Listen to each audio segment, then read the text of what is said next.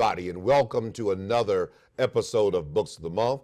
I'm your host, Dr. O.C. Pringle, and I'm so honored to have our special guest with us this evening, Miss Nancy Lynn Harris. She is the author of Invasion Revealed, and she's joining us via satellite from Eugene, Oregon, where is sunny and great weather today. Welcome, Miss Harris. How are you?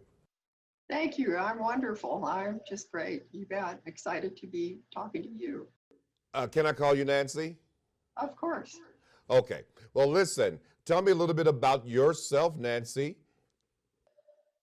Yes, I am called to help people who are mentally ill, drug addicts, uh, in depression, get well. I have been through that myself, and I was ill with depression after my son was killed in a car accident. He was 18 years old. And I was in depression for about 8 years, took all kinds of pills that didn't work, worked with doctors 49 times to the counselor, still very sick after 8 years. And I began to work on my mind and look inward, and which most people don't do. I put my hands over my eyes one day and looked inward, and I said, what the heck is going on in here? Because I was hearing screaming voices and blaring radio, and goodness gracious, it was, and whoever, whatever was doing that was encouraging me to commit suicide, and I just chose not to take that action. And I looked in, I painted my nails red one day to remember whose life I was trying to save. And I put my hands over my eyes, sat down on the couch and looked inward, and I saw eyes looking back at me. And I saw 5 creatures in there, and I have a picture of them in my book. And Jesus called them evil spirits, and he commanded them to get out. And the minute I saw them, I thought, wow, that must be what Jesus meant by evil spirits, invading people. And we can't see them when we look outward, and we're not trained to look inward. Invading, did you just say invading people? Beg your pardon? You said Jesus invades people, he's invading people? No. Jesus doesn't, Jesus commanded them to get out. Jesus commanded evil spirits to come out of the wild man who was cutting himself with stones and living in the caves. And these evil spirits had to come out. They ran into the pigs or the sheep and ran down the hill and were drowned in the lake. And so I knew how Jesus took care of invaders in the mind. And I thought, wow, this must be what Jesus meant by evil spirits, because I was seeing these creatures walking around in my mind. They had arms, they had legs, didn't see hands or feet, but I could see them. They look like clouds. They're very hard to see. And I started yelling at them. I reasoned if I could hear them screaming at me, they could hear me screaming at them. And in your dream, you're saying in your dream you were yelling at them. No, I was yelling. This was not a dream. Okay. No. So you actually, okay, let's get this straight. I want to make sure I, along with our viewers, get the full understanding of what you're saying. You're saying that you saw you said you saw 5 preachers. Mm-hmm. And then you also saw some unclean spirits, some demons. Oh, they are demons. So the 5 preachers are the demons. You bet. Evil spirits, demons. Okay. So Jesus was showing you 5 preachers, and these 5 preachers represented evil spirits or demons, should I say. Yeah, I know from my own Bible reading. Got you. Okay. So Okay. I reasoned that must be what I was seeing in my own mind. And so I started screaming at them to get out, get out. This was my space. Taking control of my own space and realizing my mind had been invaded. We don't understand that creatures do live in inner mental space. Who understands that? Why not? I mean, we have in the grass, we have little worms and we have bugs and all sorts of things down on the ground that we can't see when we look outward. So when we look inward, who looks inward? We're called woo-woos, if we We're called what? Say that again. We're called what? woo-woo. Woo, We're we're made called fun woo, of. We're made fun of if we look inward. woo, woo. Did you say woo, woo? Woo-woo. You bet. Okay, We're made fun of by some medical people, actually, and others I don't know. But okay. May I ask, Miss Nancy? May I ask what is your religious persuasion? I was raised as a Presbyterian. I no longer attend church. I'm a shaman. I said to Spirit, let me serve. Let me help people get well because I have been through it and I know what it is. So I'm trying to teach. I'm a spiritual teacher. I try to teach people how to get well. And I have clients coming to me. We're mentally Okay, ill. My okay. dad, my dad was an alcoholic. I have lost two sons, one to depression, one to the accident. So that was the extent of alcoholism in your family. Your father. Mhm. Okay. What about the drug addiction?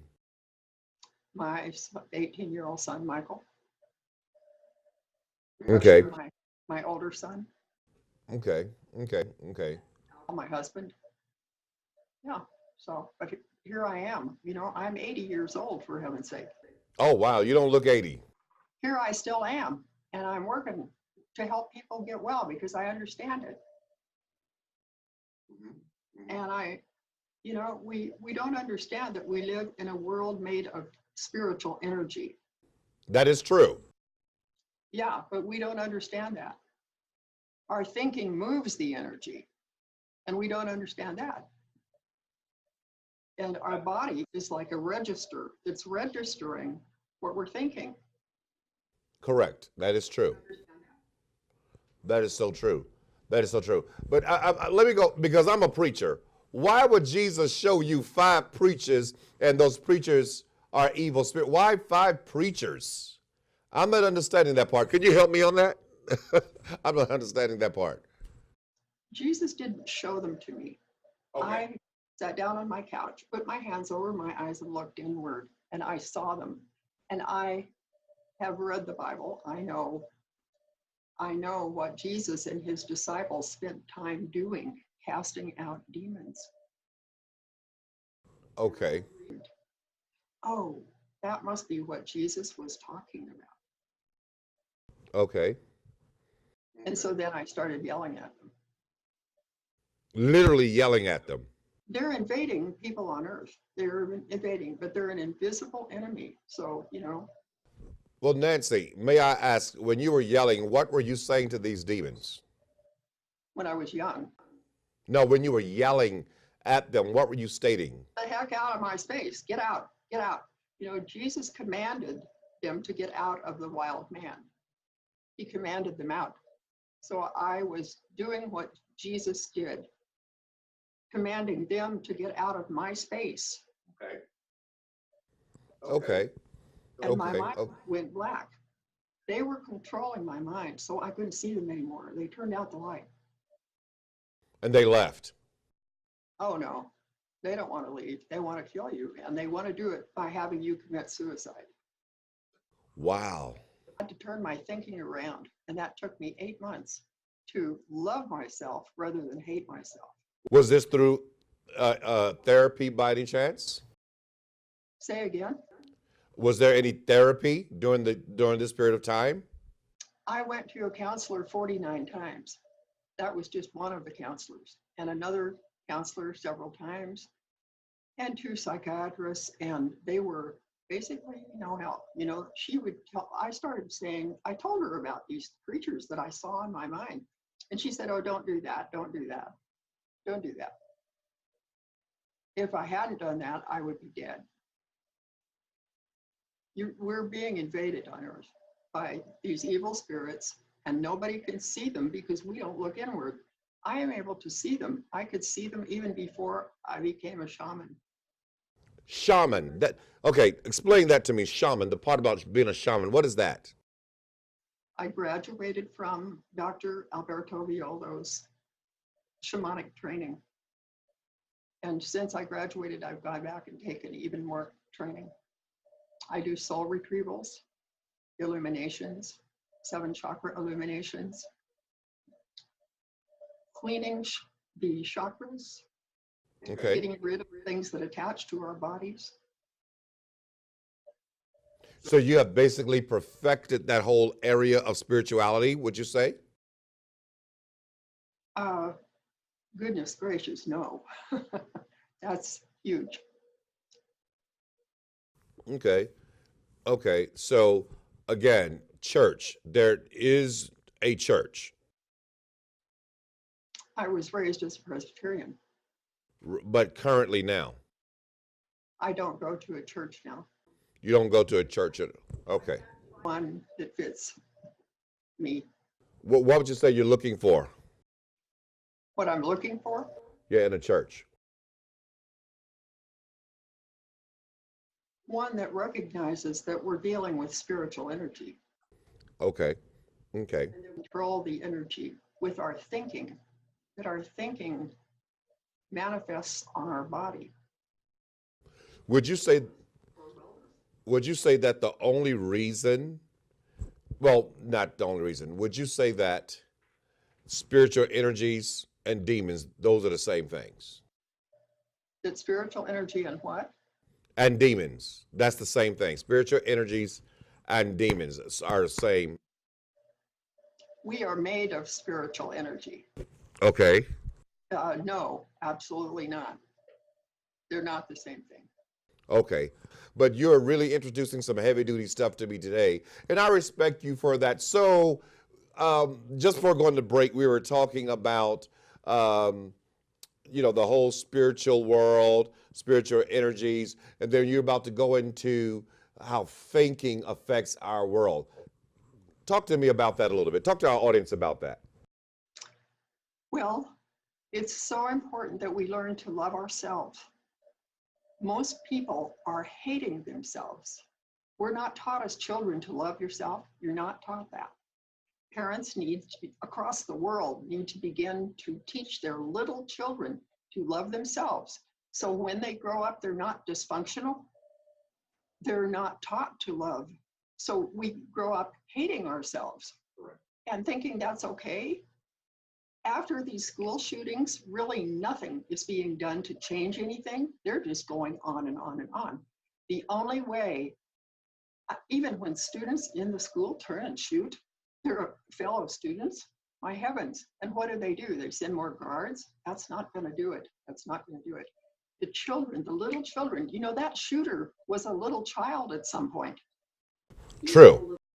Who could have been taught to love himself. If we grow up full of love, this would become a paradise on earth. This is a spiritual energy world that our words, the words we think, produce what's going on in this world. This is not a paradise. We've got too much hatred in this world.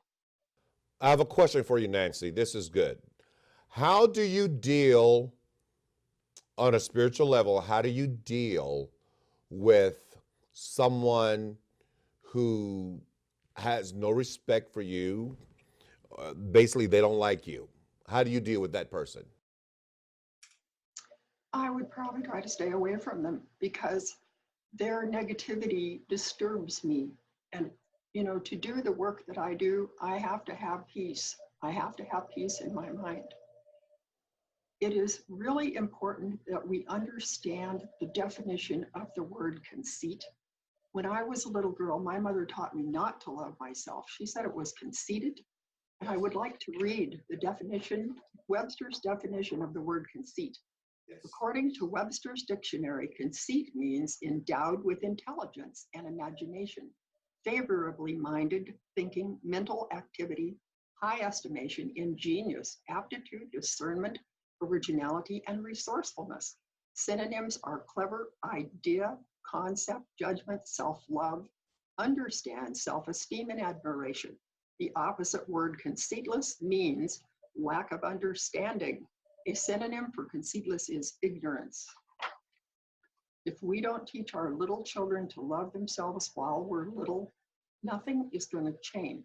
The parents across the world need to hear what I am saying. I agree. I totally agree with you. And the Bible says, how can two walk together lest they be agreed, to Amos 3:3. And certainly if we cannot agree on a spiritual level, there's no need to have any sense of camaraderie. I'm not needing to allow you into my personal alliance if we cannot agree on the same things. Not even able to disagree agreeably. We're just not getting along. And so it's best that you go your way and I go my way, because I am not going to be receptive to your negative energy. Yeah, you have to be open to change in self, changing self. On a scale of 0 to 100%, you have to be at 51% positive love for self in order to be well. If you're at 51% hatred for self, you're going to be sick. And it will either be alcoholism, mental illness, drug addiction, whatever, 0 to 100%. We have to think of, I love myself, working your way back up to the 51%. How many thoughts do you have to think? It's like a bank balance and you're overdrawn. You're overdrawn at the bank. So what happens? You have to put in a little extra money to catch up with your overdraft, little extra. It's not any different. It's not any different. This is a spiritual world, and the Word was God. The Word still is God. St. John said so. The Word was God. I love myself. I love myself. I love myself. We're taught in this world not to love ourselves. True. Yeah, yeah. I've witnessed that. An older member of my family. I have a 3-year-old daughter, and she and we were in the presence of an older member of my family. Um, and I looked at my daughter and I said, she was 2 at the time, and I said to her, "You are so beautiful. You are so gorgeous." And the older member of my family spoke to me and said, "Don't tell her that. Oh dear. Don't tell her that. That's going to go to her head. Don't tell her that." But I thought about it. I thought about that. And it's okay to tell someone, "Oh, wow, you're getting fat," or "You got a big head," or something along that line. Stop acting crazy. Stop doing stupid stuff. Just saying different things of that nature. It's okay to say that type of thing to a child. But it's not okay to tell a child that they're beautiful or pretty. I have a problem with that. It's okay to tell a child you're being bad. You're bad. But it's not okay to tell your child, "Oh, you are awesome." I believe there's something wrong with that type of thinking, Nancy. So I agree with you 100% on that. Life and death is in the power of the tongue. And so with our tongue, we're able to kill or bring to life that which belongs to us, that which is intrinsic. And I often share with people that that the brain is a physical manifestation of the mind. And so whatever's on your mind is going to affect your brain. The brain is going to affect your spinal cord. Your spinal cord is going to affect your nervous system. Nervous system is going to affect all the cells, and the cells are going to affect the rest of your body. And so we must arm our minds. I agree with you, Nancy. Finally, I found someone who thinks like me. We're made in the image and likeness of Spirit. There is nothing better. There is nothing better. That is the highest concept. You are God's creation, God's son. I am God's daughter.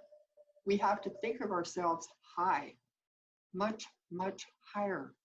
We are manifestations of the same thing that God is. Jesus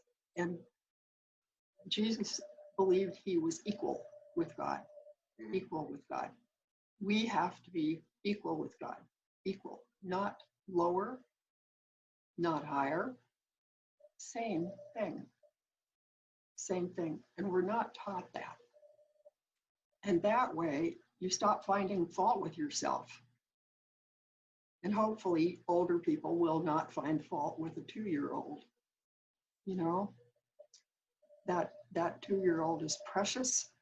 She, as a child, she's got the right idea. and to encourage that beauty, that wholesomeness, that rightness, so that she grows up to be very functional and absolutely beautiful as an adult. Inner beauty. If you were to say you had a favorite chapter of your book, what would that be? A favorite chapter? Well, I'm reading the 1 Year Bible right now. And